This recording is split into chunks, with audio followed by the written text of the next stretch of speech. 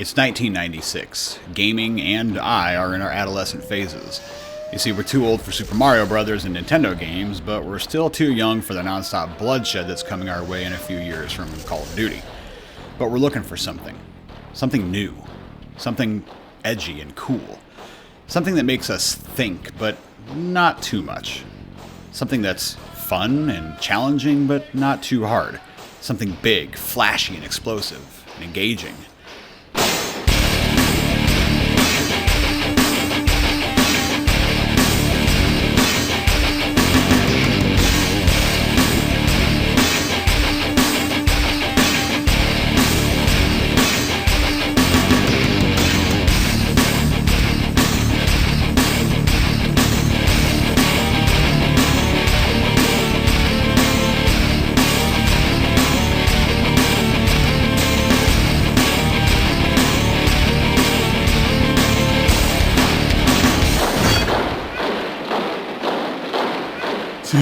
Yeah, that'll do it.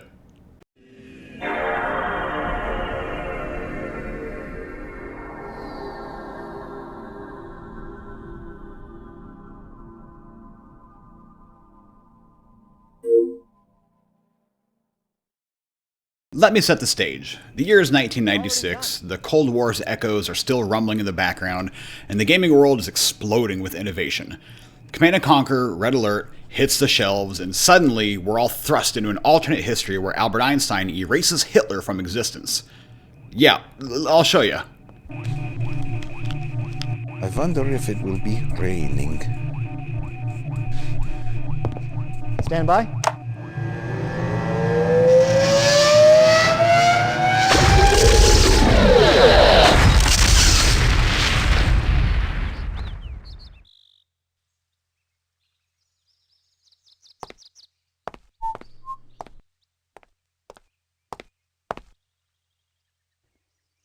Herr Hitler! Ja, was ist los? Ich habe keine Zeit, hier rumzustehen. Ja, ich verstehe.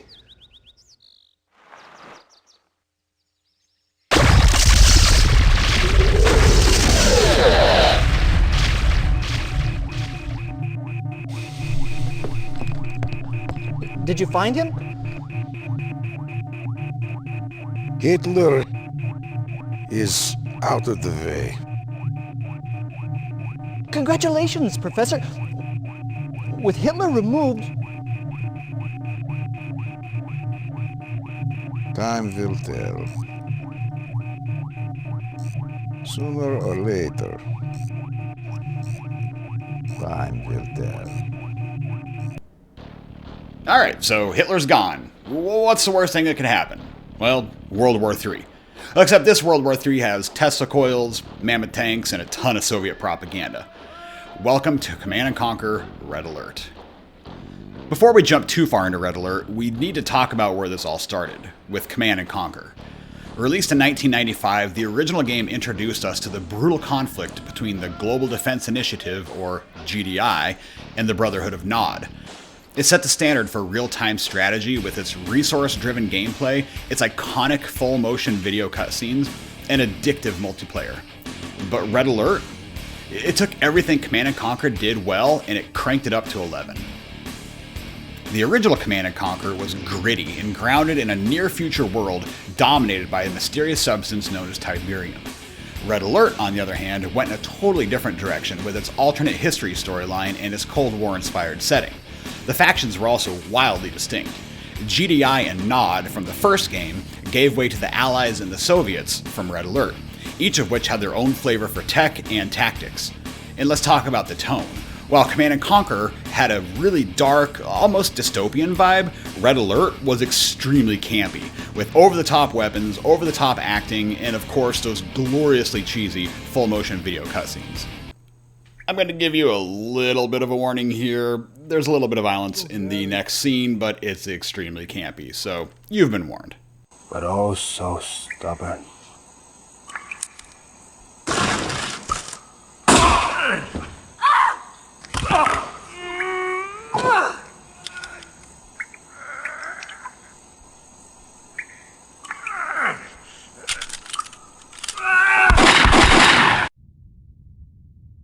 Excellent work, Commander.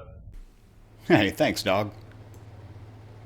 Well, heck, you've already met Albert Einstein and Hitler. Why not meet Stalin while we're at it? Radenko. How long did it take the guest to work? Is it safe to speak? Of course. Go on. Red Alert truly did a wonderful job giving life to characters that we've only read about in history books, and in this case, it really made you hate Stalin. 18 to 42 seconds. No survivors. None, Comrade Stalin. The total dead? Approximately 840. My intelligence said there were 877 people in the village. How do you account for this discrepancy? Inaccurate intelligence? Enough. And then there's the gameplay. Red Alert refined the formula that Command & Conquer introduced by bringing in naval warfare, giving players even more strategic options, and giving you the ability to build a fleet of destroyers and submarines, which brought a whole new dimension to the battles. The game also featured improved unit balancing and AI. Well, I mean, AI for 1996 standards anyways. Plus, we can't forget the introduction of the super weapons. Whether it was the Soviet Iron Curtain or the Allied Chronosphere, these game-changing powers made every match feel absolutely epic. Red Alert and its predecessor really introduced us to some of those idiotic gaming moments, like when you send your entire army to attack, but then you kind of forget to leave them behind to protect your base. So you're out there fighting a war, all the while across the map you're just getting completely smoked. Or my personal favorite, flying a helicopter with some engineers into the enemy base to capture their buildings, and then not defending those buildings and watching them get immediately destroyed. It was a lot of fun. Red Alert was chaotic, it can be frustrating, but man, it was addictive. Command & Conquer may have laid the foundation, but Red Alert expanded on the Empire. It proved that real-time strategy games could tell a wildly different story while still being true to their roots. And by the end of Red Alert, Command & Conquer and Red Alert were tied together. This game brought friends together for LAN parties, or 56K or 28.8 modem parties. It inspired countless sequels, and it gave us one of the most legendary soundtracks in gaming history. I mean, Hell March? Come on.